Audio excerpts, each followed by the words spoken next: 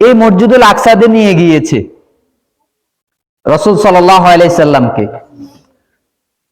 তো সেখানে যাওয়ার পরে সালাত হলো, সালাত 2 রাকাত সালাত পড়েছেন। কারো কারো মতে সেটা আসার সময় পড়েছেন, এটা নিয়ে একটি দ্বিমত রয়েছে। যখন সালাত শেষ হলো তখন তিনি দেখছে যে পেছনে সব কি নবী, সকল নবীর ইমাম হয়ে রাসূল সাল্লাল্লাহু আলাইহি সাল্লাম তিনি সালাত পড়িয়েছেন।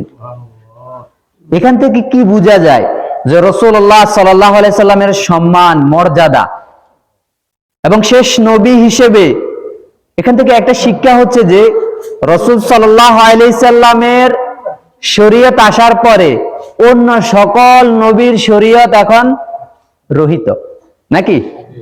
এবং রাসূল সাল্লাল্লাহু আলাইহি সাল্লামের সম্মান, মর্যাদা। আবার আরেকটা জিনিস যে সালাত হতে হবে রাসূল সাল্লাল্লাহু আলাইহি সাল্লামের নিয়মেই।